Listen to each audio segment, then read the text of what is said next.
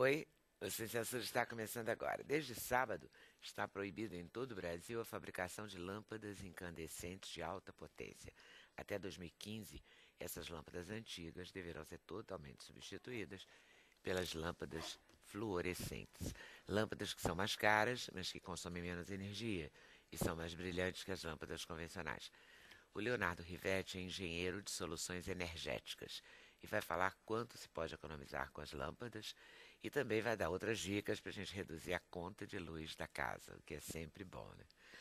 Estamos esperando o Vitor Belfort. Será que ele está lutando em algum lugar? Não, mas não está aqui. Tomara que chegue, né? Tem até às 5h30. Ele está lançando um livro, Vitor Belfort, Lições de Garra, Fé e Sucesso, onde ele conta momentos marcantes da vida e da carreira e fala do caminho e das estratégias para superar desafios dentro e fora dos rings, ou melhor, do octógono. O oftalmologista e escritor Almir Guiaroni escreveu um romance que reúne drama e trama policial. Uma vida só não basta. O livro conta a relação de um empresário bem-sucedido com seus 2 filhos, uma história sobre raiva e vingança, mas também sobre compaixão e busca espiritual. Outro atrasado, o neurologista Gabriel de Freitas. Gabriel vai falar de uma doença em que os anticorpos atacam os nervos do corpo. É a síndrome de Guillain-Barré. O paciente tem paralisia nos braços e nas pernas. O Gabriel vai explicar como é feito o diagnóstico e o tratamento dessa doença. Tem uma hora do recreio, né? Também, além do livro do nosso querido Almir Guiaroni, temos a música do cantor Carlos Navas, que está se apresentando com o repertório do CD Junte Tudo Que É Seu. O CD faz uma homenagem à obra de Custódio de Mesquita, compositor que influenciou grandes mestres, como Tom Jobim. Para a realização desse programa, contamos com a participação de vocês, nossos debatedores fixos, por telefone, por fax, por e-mail ou pelo Twitter. Vou começar falando das lâmpadas, porque é que nem as tomadas, né? Proibiram as tomadas e a gente fica louco atrás dos adaptadores. Aí, eu já estou me vendo louca atrás de lâmpadas antigas, porque a gente faz uma iluminação na casa que às vezes precisa daquelas lâmpadas que agora vão ser chamadas de antigas. Mas essas são boas, essas novas lâmpadas? Que a gente vai ser obrigado a usar? As lâmpadas incandescentes, né? Bastante conhecida das famílias, de todo o público, ela já... Sobretudo depois do apagão. Mas as lâmpadas incandescentes, elas já têm 130 anos, né? As lâmpadas de Tomazetti, essas que deixam de serem produzidas e importadas a partir de dezembro, começando pelas maiores potências. Agora, a lâmpada comum. Isso, é a lâmpada comum, essa que sai de linha. E agora a fluorescente compacta, desde o apagão, um pouco antes, 2001, ela já está no mercado, então a gente já teve aí uma década para sentir, né, eu acho que o público já reconhece a economia que essa lâmpada atinge. Eu acho que antes propriamente de falar da lâmpada, eu acho que é importante até contextualizar um pouco o assunto eficiência energética, conservação de energia. Eu acho que é importante citar assim, 4 pontos, o porquê de todo esse movimento, né? Por quê? Primeiramente, dados da ONU já falam assim, 20% da população mundial, quer dizer, 1,4 bilhão, não tem acesso à energia. São excluídos, né? E mais 1 bilhão tem acesso à energia de forma intermitente. Então, há uma exclusão de usuários de energia no mundo. Por outro lado, o desperdício no país está na faixa aí de 18%. O que quer dizer esse 18%? Desperdício de energia no país está na faixa aí de 18%. Ou seja, é o brasileiro jogando no lixo mais ou menos a produção de 3 CEMIGs. Então, todo esse movimento são 2 pontos importantes. Um é a exclusão, o outro o desperdício, né, esse contraponto. O terceiro é a população, o crescimento demográfico, né, exorbitante. Nas últimas décadas aí, está 1 bilhão a cada década. Então, quer dizer, esses pontos é que nos levam o país a tomar essas medidas, né? Sempre na busca de redução de equipamentos ineficientes. Então, por exemplo, nós já tivemos a lei dos requisitos mínimos de eficiência energética, então todas as geladeiras, todos os equipamentos elétricos, eles estão sempre aprimorando em tecnologias. Sim, a gente tem o selo Procel, O selo Procel, que já identifica, né, esses equipamentos os equipamentos A, né? de, é, de, é, de ambientação, né, de climatização, os ar-condicionados, todos esses equipamentos, a identificação. Então, o brasileiro, o que a gente sente é que na redução de combustível, ele já aprendeu, ele já faz algumas contas, ele sabe tomar uma decisão. Eu costumo fazer uma analogia assim, consumo de combustível com o consumo de energia, porque o consumo de energia não é tão palpável, então as pessoas não sabem muito quantificar a energia. Eu acho que o ponto principal, né, dessa tendência de economia de energia, o porquê das lâmpadas, é saber quantificar e precificar o custo da energia e a quantidade de energia. Então, fazendo uma analogia com o consumo de combustível, o consumo de combustível depende apenas da potência e da distância percorrida, né? Consumo de combustível, potência e distância. E energia, potência e tempo. Então, a gente só tem duas opções para fazer eficiência energética, economizar energia. Ou reduz a potência, ou reduz o tempo. O tempo é mudança de hábito, né? E a potência é o que o governo tem feito. Então, por exemplo, está saindo uma lâmpada de 100 watts, de 150 watts, e ela está sendo substituída por uma lâmpada fluorescente compacta que produz o mesmo serviço. Quer dizer, ilumina da mesma forma com uma potência 1/4, né? A potência fluorescente compacta que substitui uma de 60 é de 15 watts. Então, com 1/4 da potência, é capaz de iluminar, fazer o mesmo serviço. Então, a economia é 1/4. Então, essa é a questão de quantificar a energia, potência e tempo. Então, é muito simples. Esse é o quarto ponto? Você falou aí, nos excluídos, a contextualização, falou assim, nos excluídos, o intermitente, o desperdício. Os 4 pontos seriam assim, a contextualização é a exclusão, né, dos excluídos. Pois é, a exclusão. O segundo é o desperdício, que é bastante elevado. O terceiro é o crescimento demográfico. A gente tem que fornecer energia para essa população cada vez mais crescente, né? O quarto ponto seria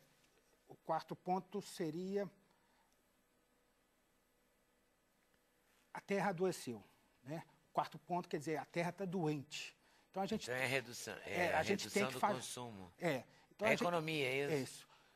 Então, quer dizer, esse é o contexto mundial. A população crescendo, a Terra está doente, está precisando cuidar do meio ambiente. Então, as medidas que estão sendo tomadas é para a eficiência, né, para a redução dos equipamentos elétricos. Tá, isso então é a justificativa da utilização da lâmpada. Porque da retirada das lâmpadas. Agora, a lâmpada, você quer vir para cá, Gabriel?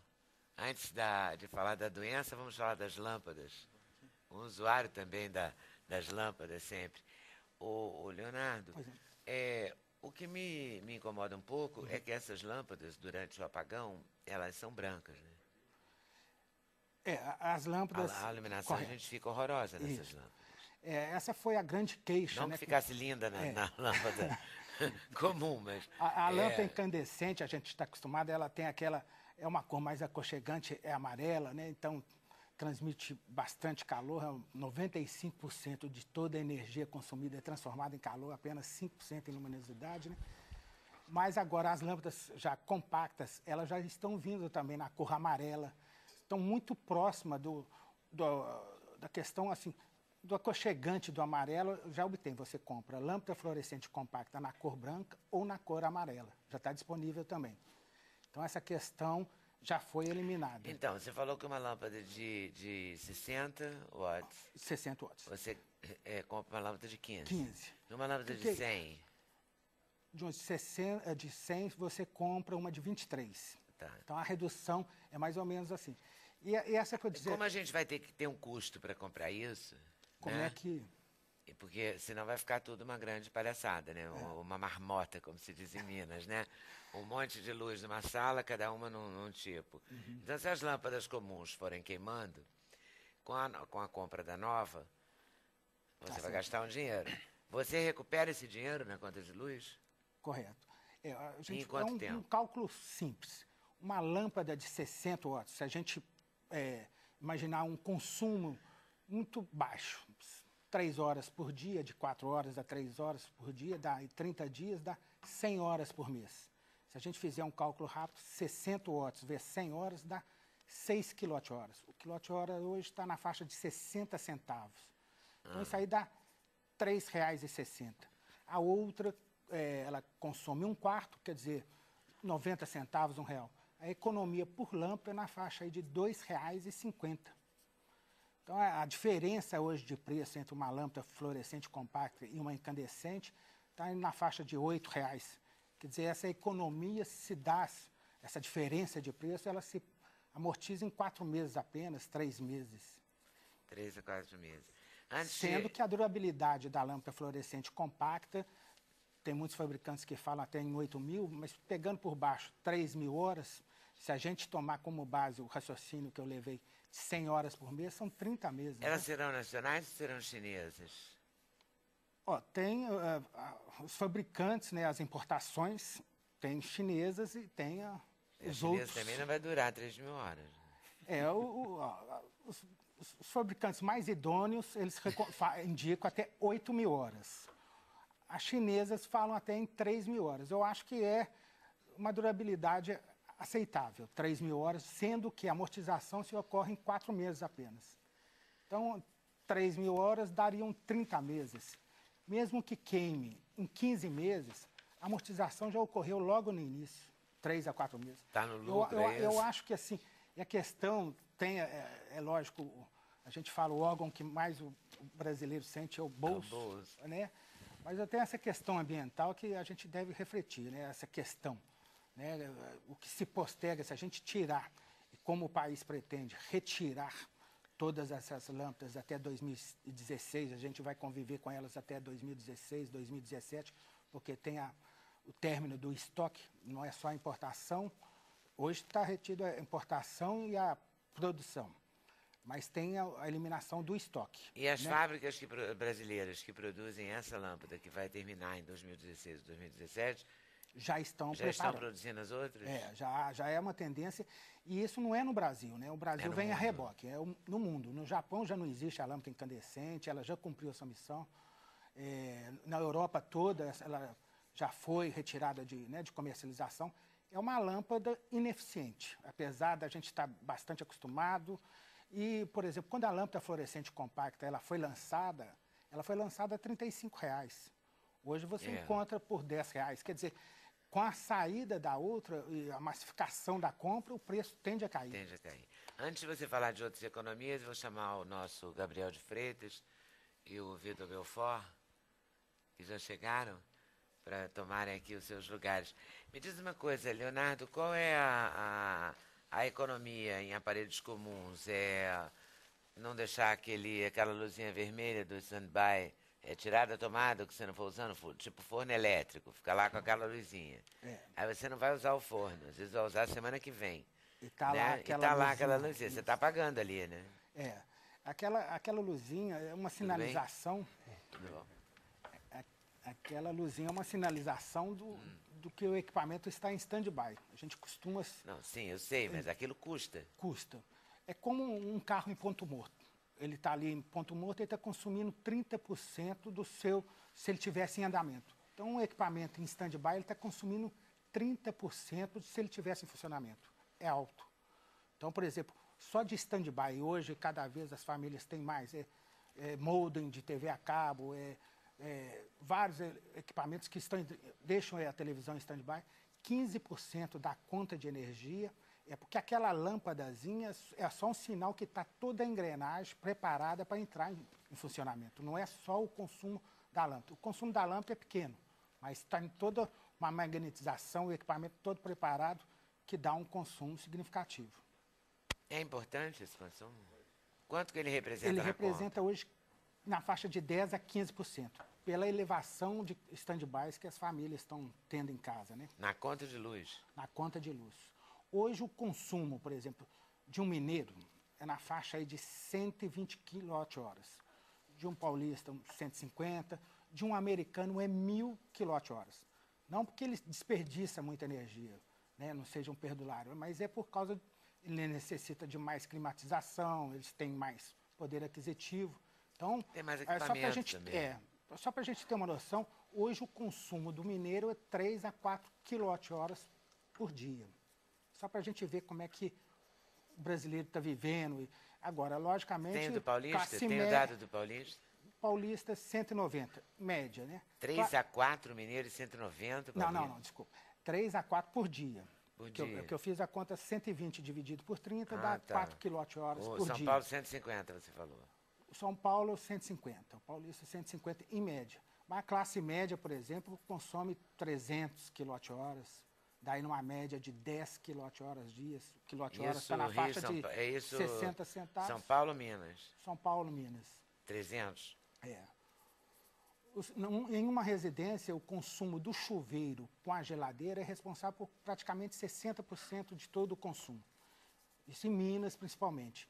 No Rio, já tem a questão do ar-condicionado. O chuveiro aqui é pouco utilizado na forma elétrica, né? Mas é a gás, tem uma penetração muito grande. Então, aqui é ar-condicionado e geladeira. A geladeira por causa do tempo de funcionamento. Ok? E o ar-condicionado por causa da potência. Mas hoje em dia você tem adega. Ninguém vai Tem. desligar uma adega, né? É. Porque vai estragar tudo, não é não, Ney? Não estraga? Tem que deixar ligado. E é complicado, né? Se você tirar tudo da tomada, qualquer coisa, vai fazer um sanduíche. Vai ter que achar o fio, não sei o que lá, não é? Não. A questão de deixar na tomada, pode deixar. A questão é desligar o equipamento. Porque geralmente Mas as não tem pessoas... desligar. Não, assim, as pessoas, por exemplo, da televisão, desligam no sim. controle remoto. É, Esse claro. que é o importante. Agora, não é toda hora ter o desconforto, né? Isso é a gente ter... É bom senso, né? A gente saber. O desligar eu vou fazer uma viagem, aí até questão Faz de segurança, sentido. né? Agora, no dia a dia, vai ser muito penoso isso, né? Diminuir a conta assim é duro. Porque a gente já tem que ligar com vários controles remotos. Né? Já não é simples. Ainda vai tirar da tomada, olha a encrenca disso. Você vai ouvir Acho uma que música, pá, bota na tomada. a tecnologia tinha que inventar alguma coisa, tá tanta tecnologia, né? Eu tinha curiosidade, eu moro em Las Vegas. E, nossa, eu fico absurdo a luz lá, né? Como é que Deve ser. luz, água. Você sabe qual a cidade que tem mais custo? Assim, tem um estudo para isso? As tarifas, os É preços. assim, não, a que gasta mais energia, é a cidade, o país. Mas a cidade de um país, assim, porque Las Vegas é um absurdo, as luzes, né? A gente sabe que os Estados Unidos é o que mais consome, né? O americano é pelo poder aquisitivo, né? E pela a sua indústria. Lá agora a cidade em termos, a gente tem Paris, que é a cidade da luz, que consome bastante energia. E até tem uma foto de China, satélite que a China também. Pela lógica, é a China. China. Pelo número de habitantes. Né? A Índia. Em termos a de Índia não, porque país, deve ter menos Não. equipamento. Em termos, está muito ligado à população, né? A China, 1 bilhão claro. e 300 aí, consome mais energia. Mas eu acho que as empresas elas tinham que criar algo para ajudar. A tecnologia está tão avançada, não é possível que eles não criem um botão no controle remoto que... Desliga o equipamento. né? desliga o equipamento, é fácil. Hoje ele consegue o stand-by. Será que não tem uma eu acho que o parceria não dos desafio equipamentos é com realmente desligar. Um A equipamento, teoria da conspiração brava. um equipamento que a gente não Claro que deve observa, ter. um equipamento que a gente não observa muito é o elevador. O elevador você não desliga. Ele fica funcionando ali no ponto morto direto. Aí é uma- E eu acho que é simples, se algum eletricista e um engenheiro eletricista inventar, falar assim, agora eu consigo, eu consigo desligar o elevador, eu vou ficar rico. Porque o consumo de um elevador nesse país é elevadíssimo. É 30%, é coisa que a gente nem imagina ficar lá parado. Por isso que os A gente acha que não síndicos, está consumindo. por isso que os síndicos durante o apagão, que foi a nossa experiência mais forte, né? E tá, eu acho que ainda está na lembrança de todo mundo, desligava algum elevador durante o dia, né? Se tem 3, deixa 2, se tem 4 ou 5, deixa 3. Fazia sempre Fazia um uma jogo logística, desse para dar uma reduzida na conta. Eu volto aí daqui a pouquinho, tá, Leonardo? Eu vou emendar no Gabriel, porque a conta de luz é pesada e essa doença também é dura, né? Na verdade, é uma doença que é antiga já e é mais conhecida pelo nome das pessoas que descobriram do que por outros nomes, né? Eu falei Guillain-Barré, isso mesmo? É isso mesmo. Na verdade, foram os É uma dois. síndrome que vem de onde? Por que ela acontece? Então, na verdade, o nome da síndrome vem dos franceses que descreveram na Primeira Guerra Mundial, que 2 soldados tiveram uma paralisia súbita, de repente eles ficaram paralisados e eles se recuperaram. E essa é a característica da doença. É uma doença que existe um ataque dos nossos anticorpos contra nossos nervos periféricos, ou seja, não nervos do cérebro, mas os nervos que estão passando no corpo. Isso causa fraqueza, o principal sintoma é fraqueza, pode dar dormência, mas a principal alteração é fraqueza. Uma fraqueza que se inicia, de modo geral, nos pés ou nas pernas, mas ela vai progredindo, ela vai ascendendo. E o máximo que ela pode chegar é levar à fraqueza de todo o organismo, inclusive da musculatura que é responsável pela respiração. Então, as pessoas estão geralmente lúcidas, só que elas não conseguem se mexer. Ou começam com uma fraqueza nas pernas, isso vai aumentando em alguns dias, e daqui a pouco elas não conseguem mais. Quando começa a fraqueza da perna, há como impedir, não? Não. E é verdade que pode ser uma consequência da vacina antigripe? Na verdade, a teoria mais aceita hoje para a síndrome de Guillain-Barré é que esses anticorpos atacam nossos nervos por uma reação cruzada. Então, o que a gente chama de reação cruzada? O mais comum é que as pessoas tenham um quadro infeccioso prévio. 3 semanas antes, eles fazem um quadro respiratório ou um quadro gastrointestinal, geralmente viral. E o que se acredita é que alguns vírus, algumas bactérias, têm moléculas que são muito parecidas com a molécula do nosso nervo. Então, nosso organismo produz um anticorpo contra o vírus, mas que, na verdade, ele faz uma reação cruzada que, em vez de atacar o vírus, ataca o nosso nervo. Então, como demora um tempo para o anticorpo ser fabricado, ele vai ser fabricado aos poucos e umas 2 semanas depois ele está pronto e começa a atacar o nervo. Uma vez que ele começa a atacar, ele vai continuar atacando. Ele é mais feroz que qualquer coisa? Ele não é um processo tão fácil de ser interrompido. Não é um processo tão fácil de ser interrompido. Então, uma das causas são esses vírus ou bactérias. Mas é descrito também após uma vacinação, que na verdade você está colocando ali um fragmento de vírus. Algumas vacinas parecem que têm o poder de causar isso mais do que outras. Teve uma vacina da gripe que foi feita nos Estados Unidos em 76, que ela causou muito mais síndrome de Guillain-Barré que as outras. As outras, parece que o excesso de Guillain-Barré por causa delas é pequeno. Então, tem um cálculo que se estima que, se todo mundo for vacinado, para cada 1 milhão de pessoas vacinadas, você vai ter uma síndrome de Guillain-Barré a mais na população. Ou seja, não é tanto assim. É 1 milhão de pessoas para uma síndrome de Guillain-Barré a mais. Mas volta e meia a gente vê após uma vacinação. Eu acho que essa doença é que o Dana White, o presidente do UFC, acho que está com essa doença. Ele sua bastante? Pode dar isso também. Tentaram operar. Tem uma operação para isso ou não? Não, acho que... Não? A síndrome de Guillain-Barré é uma doença que ela é monofásica. O que eu quero dizer? Ela vem, ataca o nervo e desaparece. Ou seja, os anticorpos duram um pouco. Pois é, mas me falaram que pode desaparecer em 18 meses. O problema é então, o anticorpo, né? O anticorpo ele dura pouco tempo. Só que quando ele causa um dano no nervo, a recuperação do nervo que demora. Então, o que acontece? A pessoa, classicamente, começa com fraqueza nos pés, essa fraqueza vai subindo para as pernas, depois vai para os braços e pode chegar, a respiração pode chegar na face. Uma vez atingido, isso acontece geralmente de 2 a 4 semanas, o período máximo é 4, mas geralmente 2 semanas. A pessoa fica num platô, ela fica estável, que os anticorpos pararam de agredir, e depois a pessoa começa lentamente a se recuperar. A recuperação pode levar 6, 12, 18 meses. E muitas vezes a recuperação é completa, a pessoa volta completamente ao normal, mas às vezes ela é incompleta.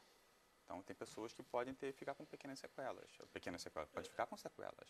Sequela, por exemplo, de ficar fraco na perna para sempre e não andar mais. Felizmente, é a minoria. A pessoa não fala durante esse período, né? Se pegar a face, ela não fala. Se pegar o rosto, ela não fala. Ela pode... Ela está lúcida, isso que é minha agonia. Geralmente ela está lúcida o tempo todo. Entendeu? Já pensou se ficar imóvel? Ô, Gabriel, não quero me meter na tua especialidade, mas é uma coisa terrível, porque às vezes se o diagnóstico demorar a ser feito, a pessoa pode até falecer por parada respiratória, né? Pode. Então, em alguns casos, você tem que fazer o diagnóstico, internar o sujeito, levar para o CTI, porque ele não tem força nem para respirar. Exatamente. Não é isso? O risco da pessoa morrer, quando ela morre, é por complicações respiratórias, geralmente, né? Tem outras causas, mas então a maior preocupação que a gente tem com as pessoas, quando chegam no hospital, é de ficar muito atenta à respiração. Porque às vezes você bota no quarto e até se passar desapercebida, a pessoa faz uma insuficiência respiratória e não dá tempo para socorrer rápido. Qual então o ideal é que vá logo, se tiver sinais, para o CTI. Então pode ser dormência nas pernas ou fraqueza nas pernas. E agora, não é uma coisa que você tem isso há 5 anos, é uma coisa que começou agora e que nos próximos dias piora rapidamente. Você tem do nada e rapidinho fica. É uma doença de pessoas saudáveis, não é uma doença de pessoas que têm um problema E grave. o que acarreta você ter isso? Então, geralmente as pessoas, 2/3 das pessoas têm uma infecção prévia, uma infecção banal, respiratória ou gastrointestinal. Agora, tem pessoas que não tem nada previamente. Do nada, isso vem. Seus autoanticorpos. É uma doença autoimune, vocês chamam isso? Não é uma doença autoimune clássica, porque ela ataca, é como se fosse uma gripe, vamos falar assim, uma inflamação aguda, rápida, passageira do nervo. Ela acontece, ela ataca o nervo, ela destrói. Depois você nunca mais vai ter nada relacionado a essa doença. A doença autoimune, geralmente, por exemplo, lúpus, essa doença, é uma doença que a pessoa está sempre tendo que combater. Essa não, ela tem que combater naquele momento. Depois, ela só como se fosse uma melhorar. gripe? Como se fosse uma inflamação, uma gripe. E como é que você vê criança? E como é que é criança, por exemplo? Criança acontece qualquer muito idade. criança? Pode pegar pessoas de 80 anos, pode pegar crianças de 1 ano. E vocês acham que no serviço público geral, assim, do Brasil todo, a classe médica está bem preparada para esse tipo de diagnóstico? Porque é um diagnóstico clínico que vai ser investigado em exames, né? Perfeito. É um diagnóstico clínico, a suspeita é clínica. Eu admiro muito a neurologia, porque eu tenho um caso de um problema neurológico em família, e que demorou muito a ser diagnosticado, porque muitas doenças neurológicas elas têm um diagnóstico clínico. Então, a gente visitou vários médicos e cada um dizia uma coisa, continue a tomar tal coisa, quer dizer, às vezes até vir um diagnóstico, a doença, a patologia já adiantou bastante. Então, a classe médica que atende o povão mesmo no Brasil, porque a gente está falando para o Piauí, para o Amazonas, os médicos estão preparados para diagnosticar isso? É verdade que é frequente que os pacientes tenham queixas leves no começo, dormência, fraqueza nas pernas, procurem um hospital e seja passado um analgésico e o paciente volta para casa e aí isso não piora, é nada, né? é depois que é feito um diagnóstico. De um modo geral, os neurologistas veem essa doença na sua formação, então os neurologistas conhecem mais. É que a pessoa chega num posto de Tem saúde que no dar hospital, sorte de encontrar um neurologista. passa por um clínico geral, né? Imagina, estou com dor nas pernas, vai no clínico geral. Ele não vai, isso é uma síndrome de Guillain-Barré. Não Sim. necessariamente ele vai desconfiar. Então, pode acontecer, sim, no começo, o diagnóstico passar desapercebido. Tem acontecido. É comum isso acontecer. Eu observo nas doenças neurológicas assim uma dificuldade muito grande de diagnóstico. Mas dói muito a perna, assim, porque é engraçado, atleta tem cãibra, criança tem cãibra, às vezes criança reclama, minha filha quebrou o braço e não reclamou, que o braço estava quebrado. Só fui descobrir quando ela quebrou o braço da outra vez. Aí ele falou assim, tava quebrado o braço da sua filha, porque não é osso, né, é cartilagem, né. Então, assim, a minha preocupação, adulto, é muito mais fácil ele poder falar a dor, né? Porque a criança, às vezes, não fala o limiar da dor da criança, né? criança, Quer brincar, então ela não entende. Meu filho quebrou o braço, band-aid, gelinho. Eles não têm a noção, né? Assim, então, a minha preocupação maior é criança, né? Porque adulto fala, eu tô com cãibra. Sim, criança é verdade que o diagnóstico é mais difícil, porque às vezes ela tem câimbra e dor nas pernas e não vai reclamar. Não fala nada. Se ela nem fala ainda, como é que é difícil fazer o diagnóstico. Então só faz o diagnóstico. É só na geralmente, perna, então, o negócio começa nas pernas, geralmente. Então, muitas vezes só é feito o diagnóstico quando a pessoa está com as pernas bem fracas. Que aí tá todo mundo vendo, né? Se a pessoa estiver no hospital de ponta, contra um diagnóstico De síndrome de Guillain-Barré. bem feito, feito na hora certa, ela vai esperar 18 meses? Não. O que pode ser feito? Tem 2 tratamentos que podem ser feitos contra esses anticorpos.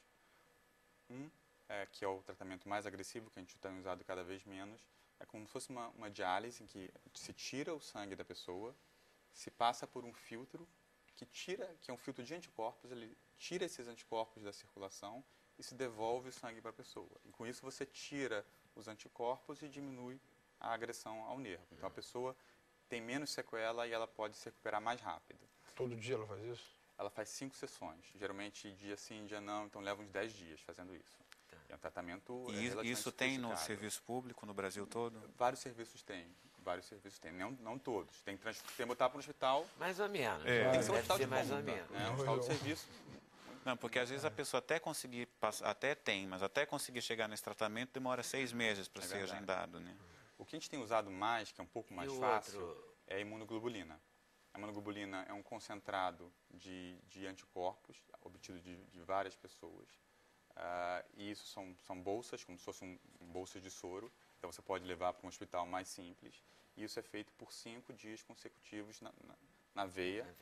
Então é fácil, infusão. Tipo, você limpa o sangue. E é você tentar neutralizar os anticorpos agressores. Sim, mas para a gente deixar claro, você meio que aspira os vírus. Você De tenta alguma neutralizar, forma, purifica. neutralizar aqueles anticorpos É. agressores. Então você fica 5 dias com essa Limpa os imunoglobulina para limpar esses anticorpos. Isso diminui sequela, isso diminui... E acelera a recuperação. E a pessoa se recupera mais rápido. E o médico monitora isso por exame de sangue, essa melhora? A melhora é clínica, não tem nenhum marcador que a gente Pois possa... é, então aí, o senhor como neurologista, o senhor acha assim que as doenças neurológicas como um todo, elas estão recebendo do Ministério da Saúde a atenção necessária nessa questão de diagnóstico e tratamento?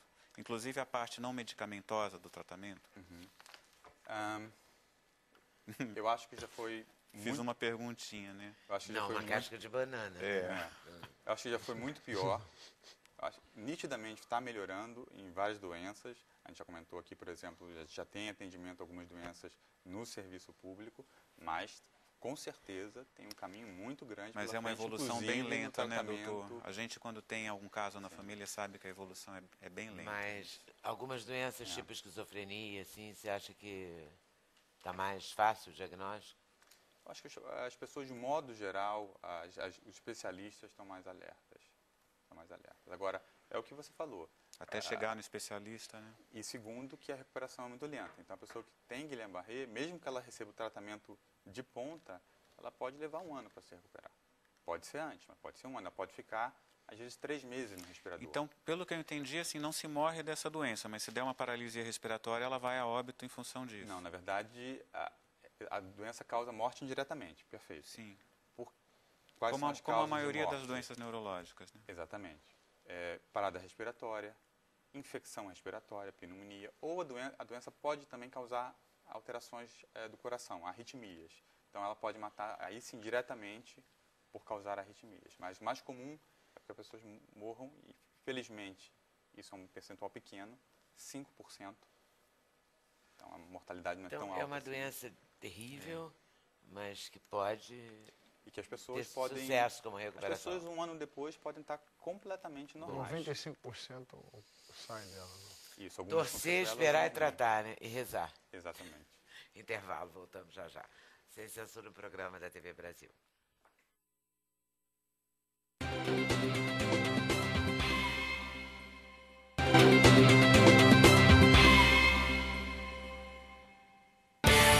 O endereço eletrônico do Sem Censura é www.tvbrasil.org.br/sem censura. Para participar do programa, o e-mail é semcensura@tvbrasil.org.br. No Twitter, acesse twitter.com/scensura. Telefone 0 operadora 21 2283 3000. Fax 0 operadora 21 2232 3271. Então, Pode não ter, mas tem. agora vamos falar quando do lado B vira lado A. Doutor Almir Gueroni. Doutor Almir Gueroni é um oftalmologista de primeiríssima linha, competentíssimo, famosíssimo na sua profissão, e está no seu 3º romance. Aqui, ó. Uma Vida Não Basta, que ele vai lançar amanhã. Filho novo na área, né? É mais um filho, né? O 3º. Como livro, né? Em formato de livro. É, No total são quantos filhos e são livros? 3 filhos e 3 3 e 3. livros. Né? Almir, como é que você descobriu isso em você, esse lado, essa porção? Eu acho que chega uma fase na vida do médico que ou ele vai fazer uma carreira universitária, né? Por exemplo, eu fiz mestrado, doutorado, e vai chefiar um serviço e tal, ou ele vai se dedicar mais à clínica particular, que é o meu caso, né? Então, chegou uma época na minha vida que eu já tinha feito tese de mestrado, de doutorado, eu não tinha mais tese para escrever. E aí um dia, em 2003, eu estava voltando de um congresso em São Paulo e vi que um jornal estava fazendo um concurso de contos. Aí cheguei em casa, escrevi um conto para botar no concurso, mostrei minha mulher, falei assim, puxa, que legal, quem escreveu? Falei, fui eu. Falei, não, fala sério, quem? Eu digo, não, fui eu que escrevi. E aí eu botei no concurso, enfim, não ganhei o concurso, mas aquilo me motivou. Logo depois, eu um dia estava em casa, me lembrei de uma história que um professor meu tinha contado, escrevi aquela história e achei que tinha tudo a ver com a coluna do Paulo Coelho.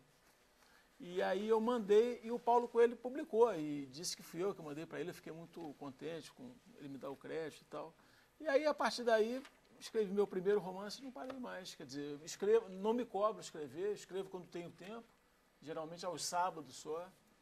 E é uma atividade legal. Enfim, se eu for olhar geneticamente, o meu tio, o avô, era o Agripino Grieco, que era um crítico literário.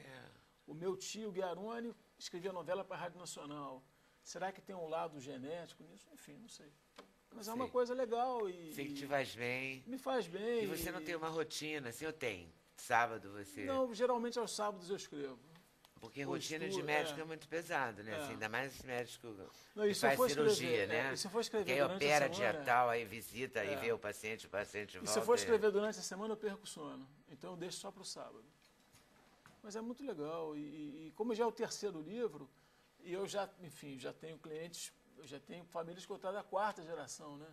Então não digo todo dia, mas pelo menos toda semana alguém chega para mim, poxa, doutor, e o próximo livro? Eu gostei tanto do outro, não sei o quê.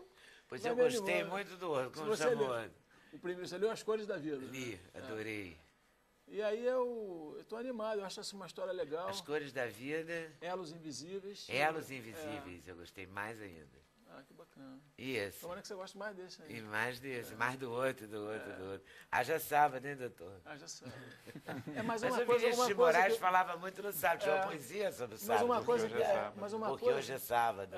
Mas uma coisa que me ajuda muito é o seguinte, eu casei com uma mulher que vem de uma família eminentemente feminina. E essa família se reúne com uma certa frequência. Então, ela pega nossos filhos, vai lá para a mãe dela, para a tia, e ela fica lá o sábado todo e me deixa em casa. Ela coopera muito comigo nesse sentido. Então, ela não exige a sua presença nesse... Aos sábados não, só não, domingo, né? Aos sábados não.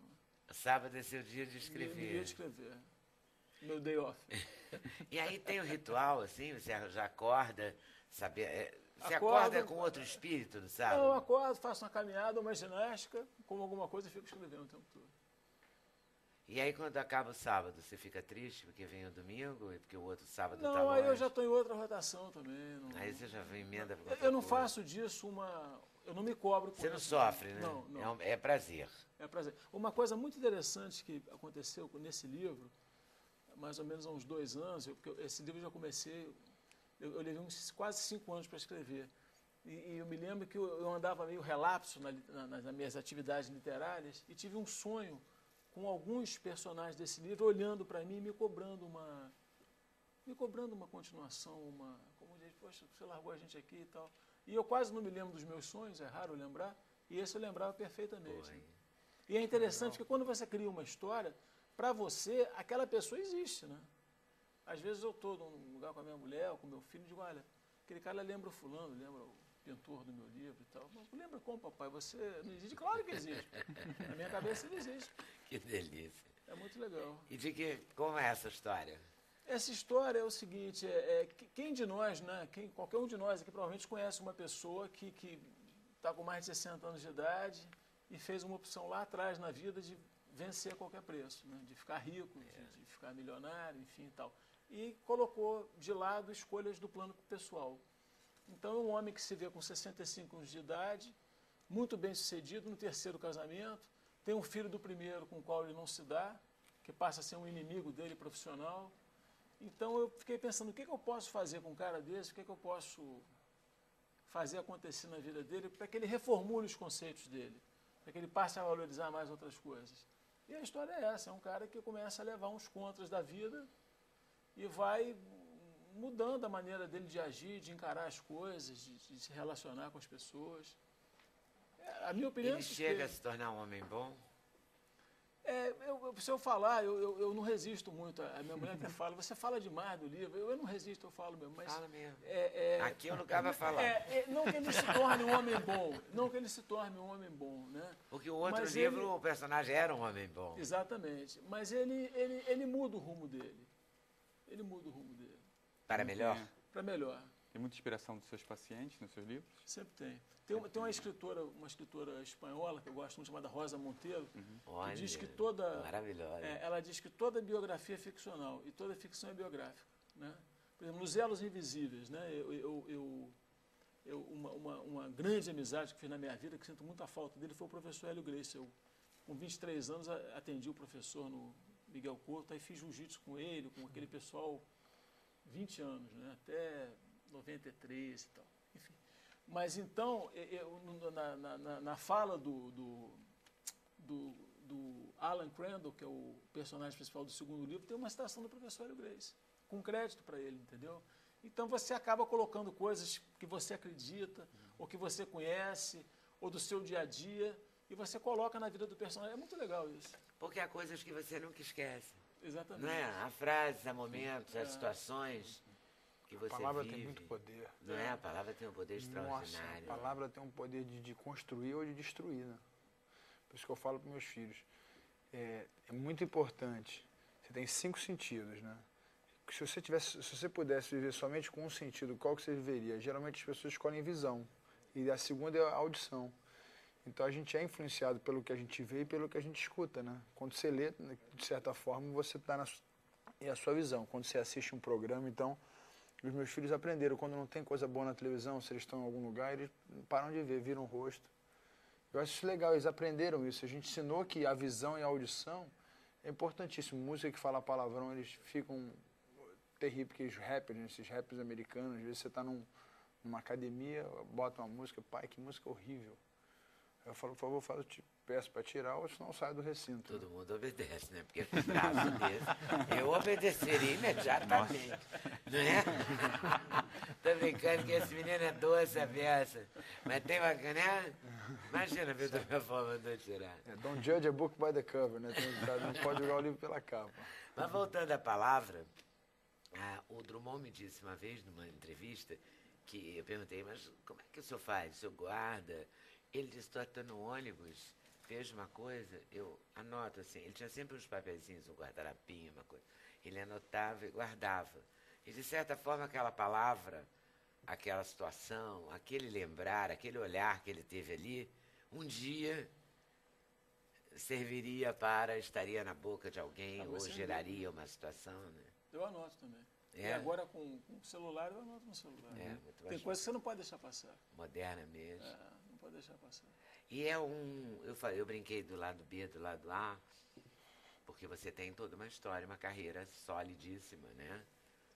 E muito bem-sucedida e competente na sua área, né? E aqui e tem uma luz, né? Que tem uma coisa do olhar nessa capa, não tem? A capa é muito legal. É linda a capa, mas tem uma coisa serena, oftalmologista, você tem que ver. Tem uma luz lá para você ver, né? Você acha que essa carreira literária e a sua carreira médica, elas seguirão sempre juntas? Um médico que escrevia muito e muito bem é o Dr. Pedro Nava, né? Exato. Que exerceu, né, a medicina e escrevia. O professor Ivo Pitangui é da Academia Brasileira de Letras e da Academia Nacional de Medicina. O professor Ivo Pitangui elogia muito, muito o livro na... Como é que chama mesmo? Quarta de capa? Ainda chama assim ou não? Contracapa. Quarta capa, contracapa. Bom, enfim, aqui atrás. Ele diz que é muito bem estruturado, escrito de uma maneira agradável, com uma trama muito bem elaborada. Uma vida não basta, nos leva a seguir com interesse e prazer a trajetória de cada personagem, suas dúvidas, sonhos e descobertas. E o outro personagem que elogia, outra figura, é nada mais ou menos que Gilberto Braga. Você foi nos 2 pontos, né? Li, como já tinha acontecido com outros romances, ele confessa que já leu todos, do Almir Guiaroni, de uma só tacada. A narrativa nos prende a atenção da primeira à última página. E vai por aí, é uma boa margem de identificação com personagens como o empresário Aníbal Cavalcante, seus filhos Ricardo e Antônio. Ricardo é o que ele odeia. Ele odeia o pai, né? O Ricardo Ricardo deu, deu, pai. pai. E Antônio, que está há muitos anos em coma. É. Caramba. Uma história esotérica que conquistou a admiração de um agnóstico convicto como ele. Gilberto Braga, Gilberto. Tá aqui, Almir amanhã vai fazer fila onde mesmo? Na Travessa do Leblon. Travessão do Leblon. Faz a fila durar, que eu quero chegar a tempo e começa às 5 da tarde. Eu começo mais cedo, porque eu sei que sempre alguns pacientes meus vão, e às vezes tem paciente mais idoso e tudo, então para eles é mais confortável mais cedo. Né? Tá certo. Nem todos os meus pacientes são jovens como a Leda. Né? Ah, quem dera eu, né? Quem dera eu. Volta aí daqui a pouquinho, tá? Legal. Falando em jovem, né? Jovem, Vitor acabou de lembrar aqui que foi a primeira entrevista dele, né? Foi minha primeira, nunca me Foi esqueço. comigo, O tá carinho vendo? que você teve por Que mim. bom que você não esquece, que aí Não eu fico esqueço. sempre jovem, né? Grande Vitor, tá aprontando o quê? Morando em Las Vegas? Tô morando, agora tô 3 filhos. tô com 3 filhos. Minha esposa que eu amo Feliz com a muito, Joana? muito. A Joana, nossa, a minha metade, acho que um pouco a mais. Acho que ela ficou com 60, eu tenho 40. Fala que quando a gente casa, a gente, né, se torna uma só carne e difícil, cada um tem a metade, né? Eu acho que ela tem 60. É mesmo, cara? Eu tinha 40, ela tem 60. Eu tenho um ditado que fala que atrás de um grande homem existe uma grande mulher. O meu ditado é na frente de um grande homem existe uma grande mulher, né? Na frente. Ela mudou a sua vida? Ah, Botou uma ordem? não é que botar ordem. O homem e a mulher têm características diferentes, né? São genes diferentes, hormônios diferentes, são tudo diferente. Da mesma forma que eu acho que a mente do homem é totalmente diferente da mente da mulher. Como hoje, doutor, falando em interessante, mente, eu é acho que sua área. totalmente. Totalmente diferente. E, na realidade, a mulher, você vê hoje a capacidade das grandes empresas, hoje, como é que elas contratam mulheres. Então, a mulher consegue fazer 4 coisas ao mesmo tempo, enquanto o homem só consegue se concentrar em uma. Isso é uma verdade. A mulher consegue cozinhar um ovo, fazer Com o filho arroz, no fazer colo. com o filho no colo, com outro filho fazendo um dever de casa. Enquanto o homem só consegue fazer uma coisa e Nossa, faz bem, né? Mas dos a mulher... primeiros homens que eu vejo admitir. Não é verdade. Eu acho que Mas é incrível como o homem faz uma coisa de cada vez. o homem não Porque consegue. Agora, é aí que eu estou dizendo, você tem que trabalhar. Aí eu falo, quando você não consegue, você tem que achar. Então, é por isso que eu falo, eu valorizo muito o casamento. Ele está falando do livro, né? Como às vezes eu tenho pena de quem tem ex-mulher. Eu tenho um dó, porque é uma dor, não só... Que dó, pode ser uma boa ex-mulher. Não, mas a maioria, às vezes, foi o que eu falei, quando você tem 3 ex-mulheres, é uma família que você criou, né? Ela passa a ser sua família. Como o Holyfield tem 16 filhos, 9 ex-mulheres, a vida dele não tem paz, entendeu? Então, tipo assim, quando você tem um casamento saudável, o que é óbvio que não, a mulher tem ciúme, a atual mulher, sempre tem um atrito, é difícil ter, é óbvio que existe as minorias, mas eu estou falando da maioria. E geralmente causa uma dor muito grande no filho, né? O grande, eu falo isso inclusive no meu livro, o filho, às vezes, ele é o alvo que é o mais atingido, porque na briga, na separação, cada um vê um seu lado, às vezes... Às vezes não lembra da criança. Né? Então, assim, Mas, ô Vitor, você ficou assim, né? Você era, digamos assim, você está mais religioso, com um olhar mais... Religioso, não. Eu costumo que a religiosidade é algo imposto pelo... Eu tenho um Tô sentindo relacionamento. você mais assim. Eu tenho um relacionamento muito forte com Deus, porque eu acho que a religião, ela cria barreiras. Você é judeu, eu sou muçulmano, você é isso. Então, eu acho que a religião é criada pelo homem. Eu creio no cristianismo que Jesus pregou, que é o amor, é o perdão, é a compaixão, veio para os fracos. Você não está mais comprometido com essa causa demais, do que antes? Estou demais. Eu vivo buscando, isso aí é minha prioridade na minha vida. Minha prioridade é Deus em primeiro lugar. Eu acho que, assim, cada um tem as suas prioridades, né? Eu não julgo as pessoas pelas suas escolhas, mas a minha Ao escolha... mesmo tempo, você luta, né? Eu fico com vontade de ver e fecho o olho quando acerto o outro, sabe? Eu fico nervosa. E fico com pena e sangra e tal. E isso não te incomoda? Você não fica também mexido? Não, porque é o seguinte, quando eu estudei o cristianismo, estudei a personalidade de Jesus, Jesus é tido como rei e como rei e sacerdote. Né? São 2 categorias diferentes. O sacerdote serve, o sacerdote está sempre servindo, o rei está sempre determinando. Ou ele é leão, ou ele é um lemo, ou ele é uma ovelha. São animais diferentes, né? Então, tipo assim, eu acho que tem momentos, é igual... Você pode ser cristão, você pode ter fé e ser médico, ser um bom polícia, ser um bom lutador, ser um bom esportista. Eu acho que Deus ele está muito mais preocupado com o que está no seu coração. Qual é o fruto, a motivação de você competir. No meu caso, a minha competição é como um esporte violento. Eu digo que violento, um esporte violento é diferente de violência. Violência é quando eu estou infringindo uma regra e estou fazendo mal a uma pessoa. Agora, o esporte violento é o quê? O futebol é um esporte violento. O MMA. Todo esporte pode ser violento, que tem contato. quase, né? Agora, O de contato. Isso, o de contato. Então, só que o nosso é um contato que não tem uma bola e não tem um gol. O nosso contato é literalmente no físico. Pessoa contra pessoa. Então eu falo, tem que haver uma responsabilidade maior para a pessoa que faz a luta. Ele tem que ser mais pacífico, ele tem que ser mais calmo, que é o que a arte marcial sempre passou. Principalmente eu falo o seguinte... Não brigar na rua, não é brigador de rua. Tem um ditado que eu aprendi desde o Carson Gracie, me ensinou uma coisa que eu nunca quero ensinar para ninguém. Faz o que eu falo, mas não faz o que eu faço. Esse pensamento de mestre não funciona comigo. E eu aprendi, eu falar para um Cássio, eu não acredito nisso. Para você que você tem que falar uma coisa, você tem que fazer. Não, você não precisa fazer, mas você tem que fazer. O líder, na realidade, foi o que Jesus fez, ele mostrou o caminho, ele andou no caminho, ele estava na frente. Então, assim, para mim, resumindo no geral, a gente tem que se sacrificar, né? Se a gente acredita no caminho, a gente tem que viver em busca desse caminho. A gente não pode ser um falso profeta, uma pessoa hipócrita de pregar uma coisa e mas na realidade já não viver. Mas na hora da luta, por exemplo, a capa do seu livro, olha a cara olha você, focado, que é aquele menino todo doce, assim, né? Um bom menino, um bom filho, um bom pai, um bom marido. Você é bem isso. Aí olha a foto.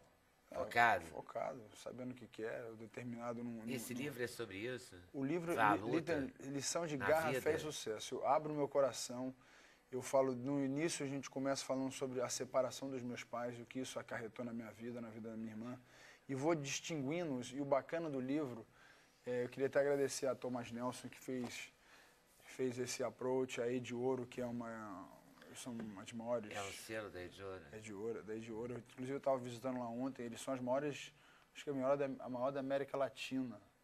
É uma coisa impressionante, como é que é. Eu sempre gostei muito de ler, né, de me enriquecer a minha alma, né. Então, assim, o livro, ele literalmente... Eu não sou um escritor, mas eu sempre adorei escrever poemas. Eu sempre gostei de ler. Adoro ler Augusto Cury. Poemas de amor. Poemas de amor. Eu gosto muito de leitura. Você gosta de Augusto Cury, você ia dizendo. Adoro a leitura dele. E você fez um livro, a gente pode dizer que é um livro de autoajuda? É um livro que fala acho que autoajuda é o seguinte, quando você fala Com todo respeito, porque Augusto Cury é autoajuda. É uma autoajuda onde eu coloco a minha vida, as minhas mazelas, as minhas vitórias, só que é bem interessante que é um livro, não é enfadonho, porque tem muito livro de autoajuda que é mecânico, que fica passando técnica e você tem que agir de um jeito. É um livro de autoajuda onde você usa de exemplos da sua própria vida. É um livro de motivação. Acho que é um livro de motivação, de motivar as pessoas você que vale a pena. Você falou da separação dos seus pais. Falei. Você fala da sua irmã. Falo, do caso da minha irmã. Essa é uma dor que não está resolvida, né? Até hoje nunca foi resolvido. Inclusive, cada hora surge um negócio, né? Quantos anos faz, Vitor? Desde 2004, né? Muito tempo. A irmã do Vitor, como é que eu vou explicar? Ela foi desaparecida, tiveram vários casos, uma mulher assumiu o caso. O grande problema que a gente vive hoje... Enfim, ela desapareceu, né? Desapareceu e tem uma linha que é o sequestro, hoje tem esse negócio de some com o corpo e a violência, o Rio de Janeiro, o Brasil inteiro, a maior preocupação hoje das pessoas acho que é a saúde e a violência, né? A gente paga taxa de imposto e a gente não tem isso, né? Então, mas haviam várias correntes, né? Ela teria... Porque no Brasil também tem uma coisa muito interessante, que assim, a vítima sempre, se você demole, a família demole, no sentido de permitir, a vítima é a culpada, né? Ela estava mal vestida, ou ela estava vestida errado, ou ela namorou alguém ligado à violência, ao tráfico, ou ela fez aquilo. Ela provocou de alguma forma a violência. Não tem uma coisa assim no Brasil de meio que... Esconder a coisa, sabe? Mas a coitadinha da moça era prostituta. Porque eles não conseguem por isso que ela matou o marido. Caso, Sempre elas cortejou o marido vivo, como assim, entendeu?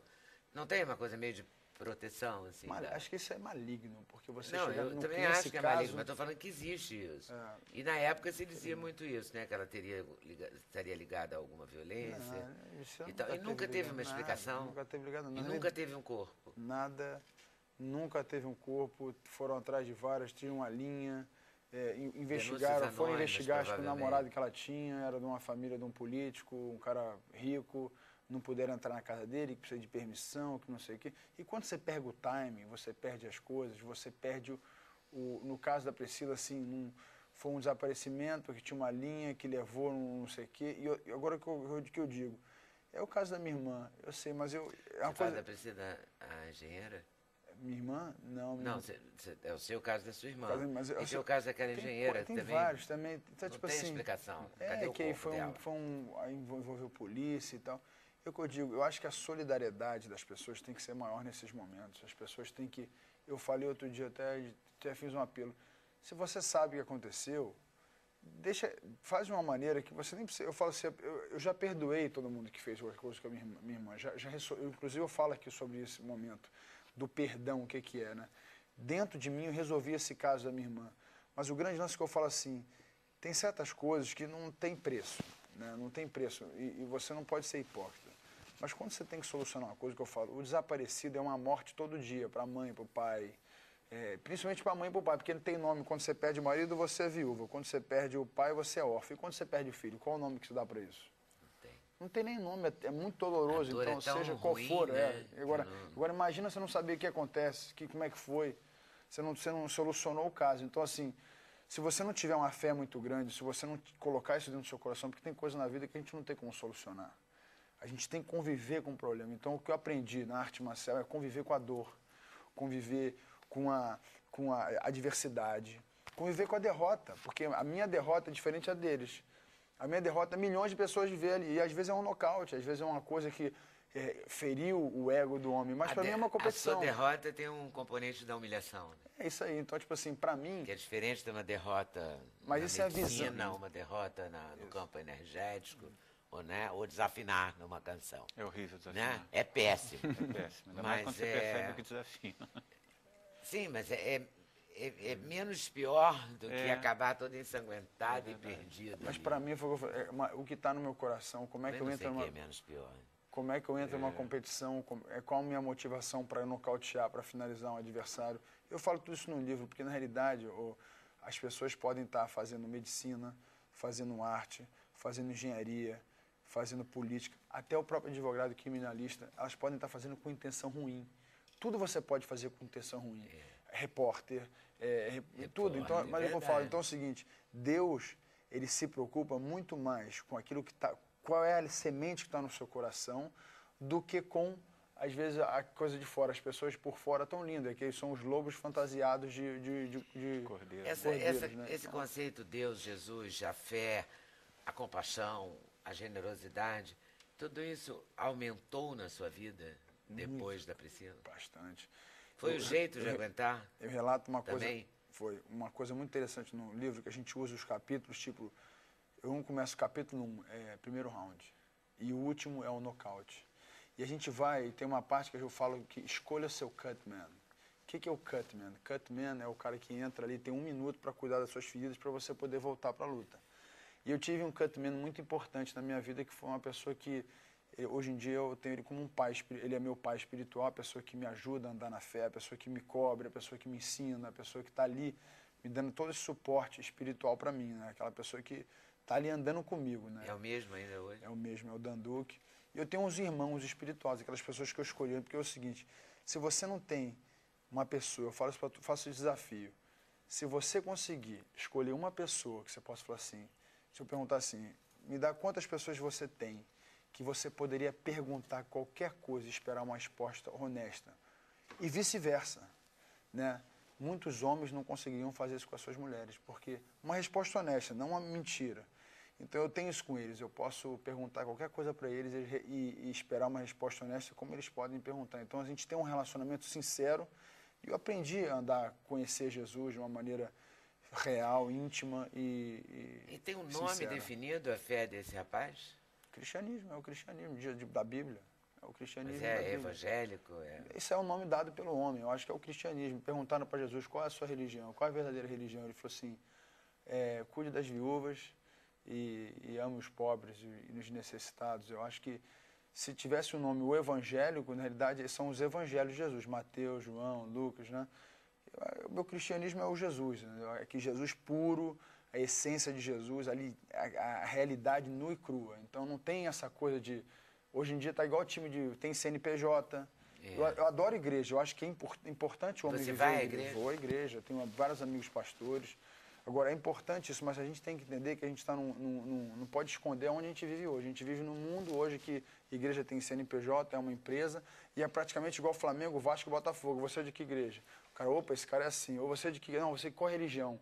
Então, eu não tenho religião. Jesus, a religião de Jesus, a minha é Jesus. Porque a igreja aqui, segundo Jesus, fala que é só uma igreja, então como é que... São várias igrejas, são vários Jesus? Para mim é um só. Ô, Vitor, qual é a próxima luta? Próxima luta, se Deus quiser, vai ser em outubro aqui, no dia 13 de outubro aqui no Rio. E eu queria que você abrisse aqui uma coisa, esse é um kitzinho que a gente fez. Quero que você vá na minha luta. Dia 13 de outubro, acho que vai ser aqui. É. no É Rio. aquela que ia ser, não ia ser, e vai ser. Eu não queria rasgar. tem Não, um selinho, pode abrir. tem um selinho. Não, mas Olha não que tem legal. uma coisa que ia ser aqui no Brasil, vai ser agora... Vai ser no Rio. Olha que legal. Que fofinho. É um chaveirinho. É um kitzinho. Inclusive, até ele estava falando, amanhã eu vou estar na travessa Obrigado. do Barra Shopping às 7h30. Vocês vão Então dá para ir nos dois, então. dá para ir nos dois. Dá pra ir nos dois, tá certo. Acho melhor ir no do Vitor e depois ele fica zangado. Acho melhor Fica na Ilha da Paz com esses meninos. Tá certo. No Eu final... tô aqui me coçando, eu não sei, posso estar enganado. Você foi o mais jovem campeão Fui, do... aos 19 anos. Então eu estou me coçando aqui, mas meu pai dizia que a história não fala dos covardes, então vou fazer uma parte aqui no Vitor Belfort. Depois vou botar isso no meu currículo. Um cara, por exemplo, que conquistou o que você conquistou, né? Você já passa a integrar uma galeria, amanhã mesmo que você venha a ter uma derrota, ou duas ou três, mas aí você conquistou uma coisa tão alta que, enfim, é impossível também manter um nível desse a vida toda, né, Vitor? É difícil. Você ainda até hoje foi o cara mais jovem que Foi o ganhou um mais jovem, campeonato dessa envergadura, né? Foi. Então, é complicado. Como você vai manter um nível desse a vida toda? É complicado. É por isso que é importante eu Segurar a cabeça. saber né? segurar a cabeça, cuidar do corpo. Eu falo que se você não cuida do corpo, da alma e do espírito, você não tem a plenitude, né? Então é isso que eu busquei, foi esse amadurecimento que houve na minha vida, né? Valeu. Intervalo, voltamos já para ouvir esse menino que canta muito bem, que fez o CD do Custódio Mesquita, que veio aqui com o Juntos que é seu, não é? Acho que agora vai fazer uma temporada no Rio. E o disco está em nova O tiragem. disco está aqui. Novidades. Já a gente volta. Sem Censura, um programa da TV Brasil.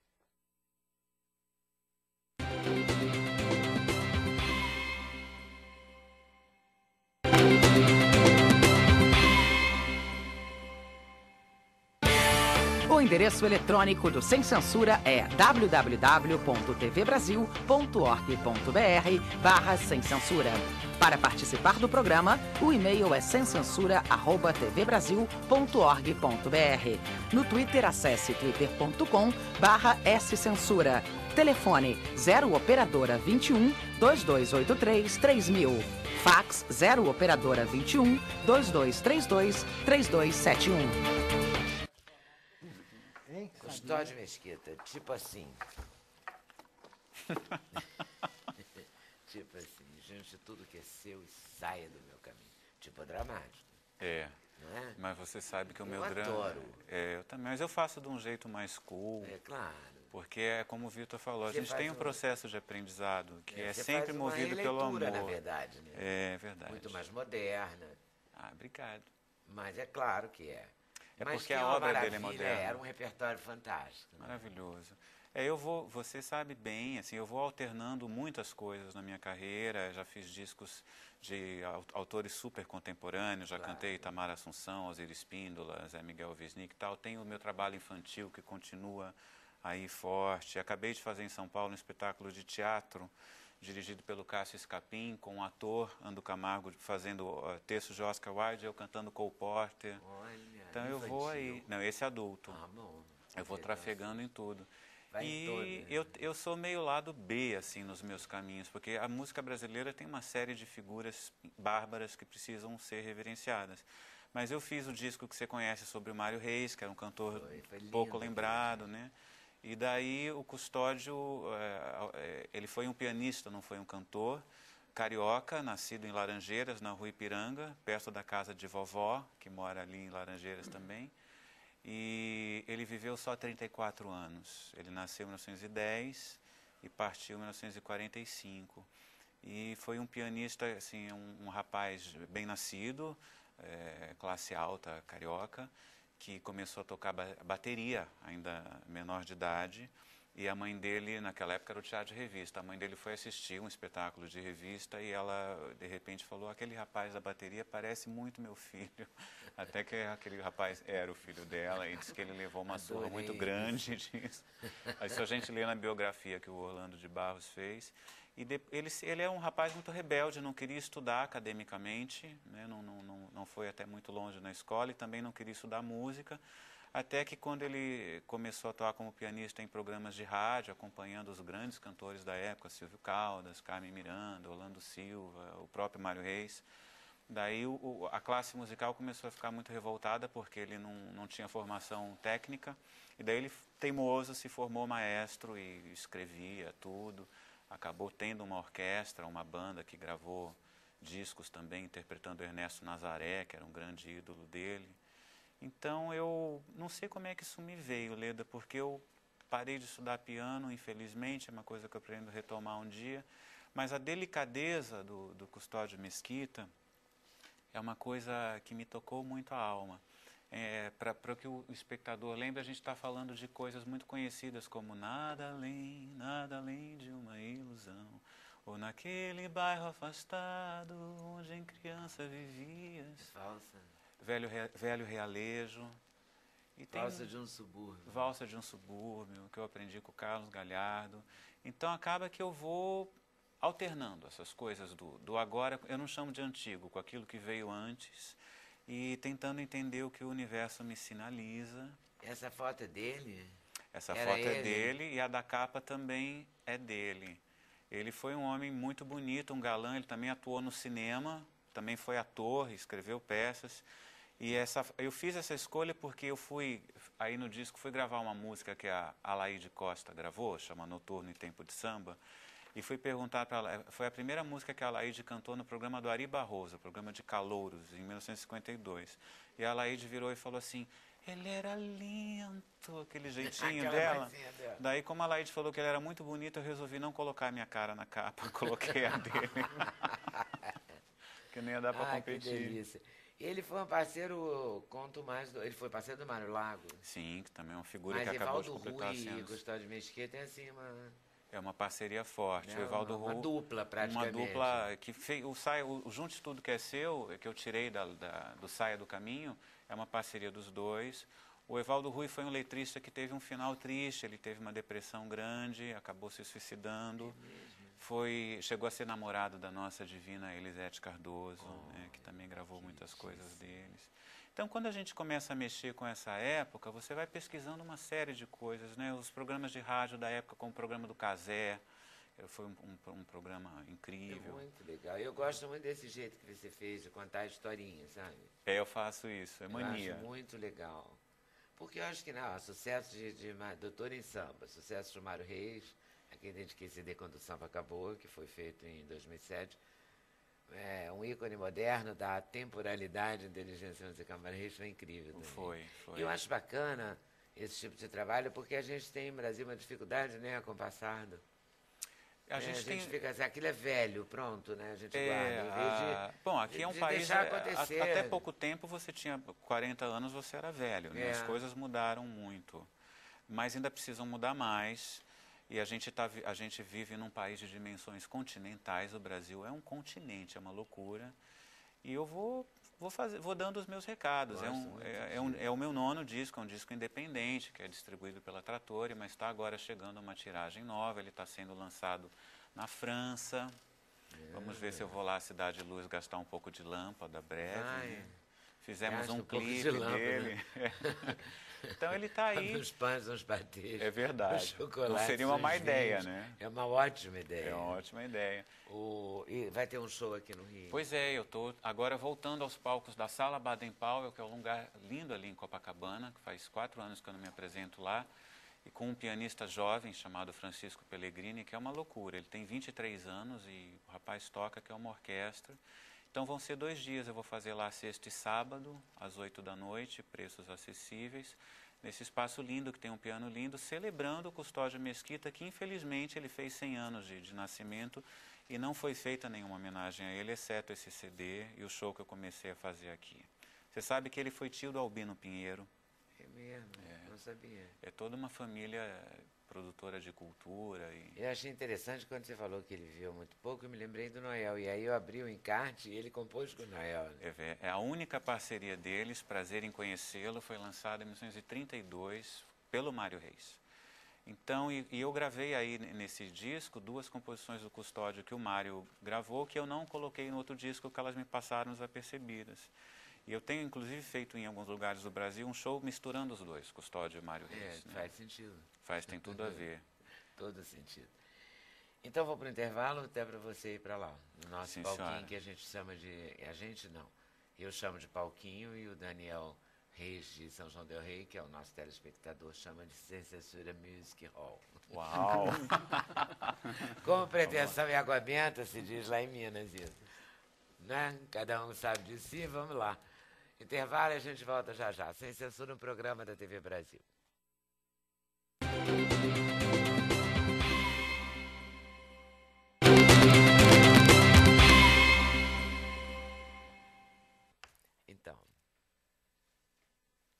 Então saia do meu caminho, junte tudo que é seu.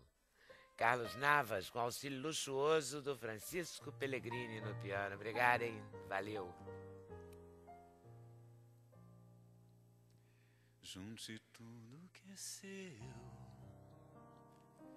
seu amor, seus trapinhos. Junte tudo que é seu e saia do meu caminho. Nada tenho de meu, mas prefiro viver sozinho. Nosso amor já morreu e a saudade, se existe, é minha. Tinha até um projeto no futuro, um dia o nosso mesmo teto, mais uma vida abrigaria. Fracassei novamente, mas sonhei e sonhei em vão. E você, francamente, decididamente, não tem coração. Fracassei novamente, pois sonhei, mas sonhei em vão. E você, francamente, decididamente, não tem coração.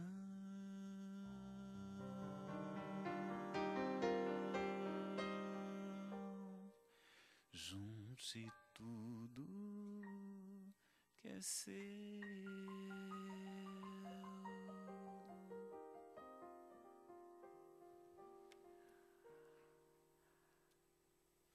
Bravo. Obrigado. Espera um pouquinho que se der eu te exploro mais, tá? Sim, senhora.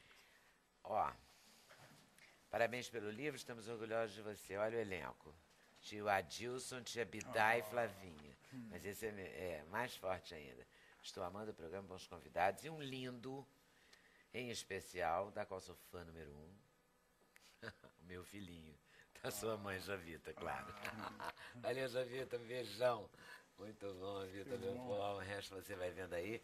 Como eu falei da quarta de capa do do meu querido Almir Gueroni. Está aqui Galvão Bueno, Kaká e mais... Mickey Rourke e o Randy Couture. Demora o que mais? Quarta de capa do rapaz, do meu fó. Muitos elogios aí pela fé. E amanhã... Como é que é? Amanhã, 7h30, na travessa do Barra Shopping. Tá certo. Amanhã, a partir de 5 da tarde, mas vai até 9 da noite. Ai, o nosso amigo Gueroni lançando Uma Vida Não Basta. A editora é a Top Books. nas melhores casas do ramo. Vitor também nas melhores casas do ramo. Ganhei um chaveirinho, vou fazer ele de anel aqui. Doutor Gabriel, tem que torcer para não ter, né? Tem que torcer para não ter. Não é uma doença que tem prevenção, não é uma doença que tem vacina. E se algum sintoma aparecer, procurar rapidamente auxílio médico e tratar o mais rápido E se possível. puder achar um neurologista, melhor ainda. Melhor ainda. Leonardo, essas lâmpadas não fazem mal à saúde, não? Não, não tem nada comprovado, não. Mas tem uma discussão sobre pele, não tem uma coisa assim? Né? Tem. Temos que aprofundar isso. Tem um boato. Vamos aprofundar, É. vamos aprofundar. O nosso Carlos Navas faz show Sexta e sábado, 6 e 7, às 20 horas, na Sala Baden-Powell, Copacabana. Alô, Rio de com Janeiro. auxílio dos shows do Francisco Pellegrini. Pois é, a Cantando minha orquestra. Custódio Mesquita. Agradecendo a vocês por terem vindo, super, muito obrigada. A vocês por estarem nos assistindo. Vou entregar para o Navas e o Pellegrini encerrarem para mim. Valeu, boa tarde, boa noite, até amanhã.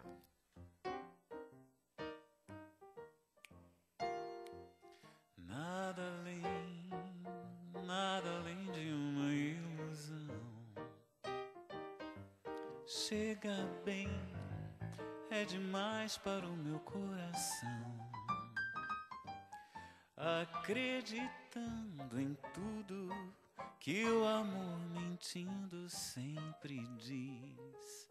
Eu vou vivendo assim feliz na ilusão.